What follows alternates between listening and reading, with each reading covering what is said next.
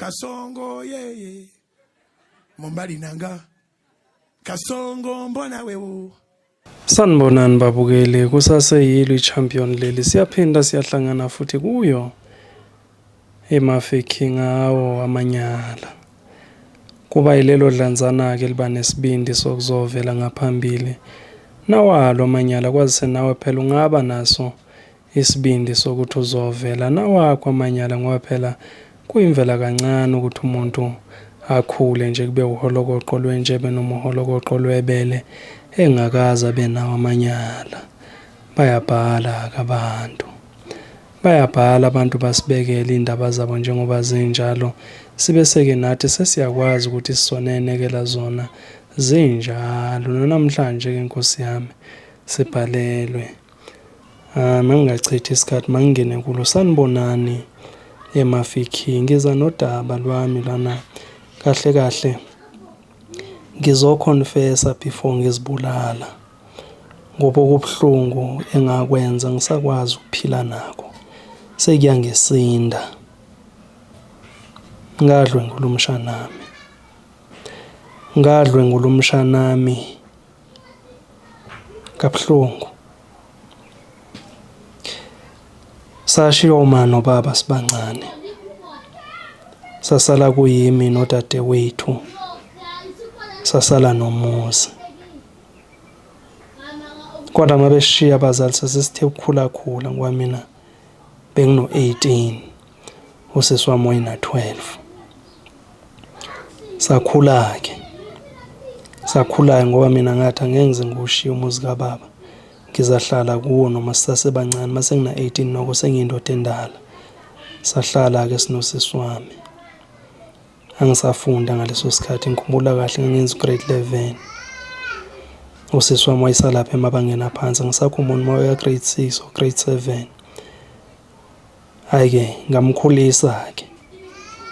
Kwanginomakhelwane wayesinakekele kakhulu, ekwakuyena wayemake sure ukuthi into yokudla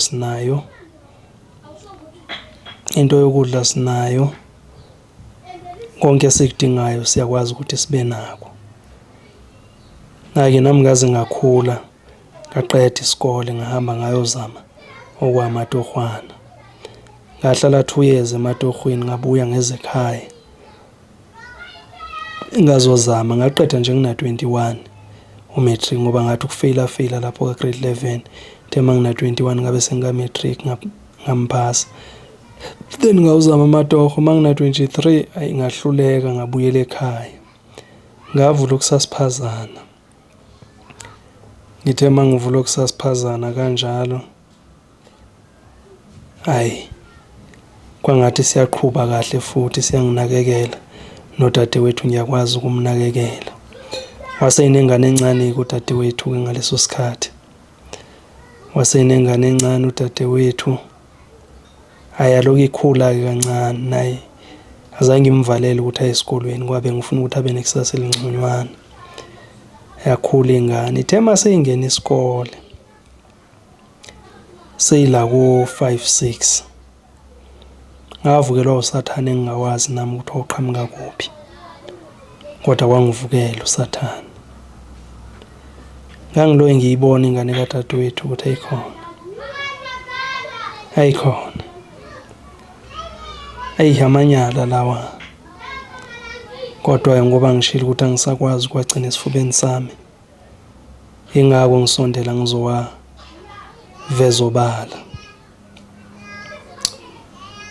Ubehanjiswa yimina ngoba udadewethu besesebenza ngaleso sikhathi, bevuka ekuseni aye emsebenzini, mina ngisale ngihambisa umntwana ngimgibeze kwi-transport yabo. Khona lelanga engingazange ngikwazi ukuzibamba, ngambamba, ngamdlwengula kangangokuthi walimala kabuhlungu.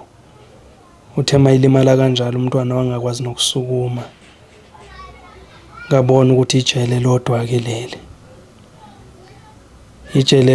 leli, ngageza fast, ngamshiya lapha endlini ngamkhiyela, ngayogadwa kamakhelwane umntwana ongangaye. Ngabe sengithatha lo mntwana kamakhelwane ngiyomgibeza kwi-transport leya. Lo mntana kamakhelwane wayejwayele nje ukuhamba nabantwana abazidlulelayo abakhona kuleli wisho esasihlala kulo. Ngamthatha ngomgibeza lapho kwenzela ukuthi udriver angibone ukuthi ngizile ukuzomfaka umntwana ekuseni. Nangempela ngafika ngagibeza lo mntwana kamakhelwane wahamba esikolweni, wehla kwangabe indaba zalutho. Ngabuya mina ngabulala lo, ngamfaka kwesinye isikhwama, ngamthwala ngamsa esikhotheni la ngafike ngihamba khona umgodi, ngamngcwaba. Ngabuya ngaklina leyo mese yayikhona endlini, yaklineka, ngaziqhubekela nokuthengisa for lelo langa.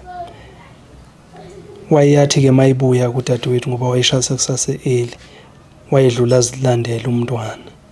Mayifika umntwana ayilutho. Afika azobuza kumina ukuthi hayibo umntwana, ngithi umntwana ngimhambisile ngamgibeza ku-drive ekuseni, awumlandanga yini kanti esikolweni? Athi umntwana akekho. Siqale-ke manje sifuna umntwana asemthole. Ayicace manje ukuthi kusoleka mina ukuthi umntwana ngimenzeni. Kufonela udriver ayaconfirm ukuthi hayi ngizile ekuseni, umntwana ngafike ngamfaka emotweni. Uhambile futhi wehla umntwana nabanye abantwana. Kubuzeke labantwana abagibela naye, abantwana nabo bavuma ukuthi hayi ube khona. Abantwana ngobuncane bengqondo ngoba phela abakwazi ukukhumbula into esekudadlanyana edlulile. Bathi ube khona ekuseni bangibonile mangimfaka. Ke kubeki ukuthi kuyaphenywa, hayi lutho awutholakala umkhondo. Kwasolakala udriver-ke manje ukuthi engathi uyena onesandla, ngoba wake wathi nje ukuya esitokisini kancane kodwa kwathola ukuthi ubufakazi abukho, waphuma. Kwaba kuduka kanjalo-ke umntana dadewethu. Namhlanje ngithi angizohlambuluka ukuthi yimi owenza lo mkhuba omubi kangaka. Nencwadi ngiyibhalile naye, udadewethu uzafika ayithole la ngoba ngiyazixhoma, ngiyazibulala njengamanje. Ngiyabonga. Lanzima-ke lolu daba, asazi nokuthi ubani,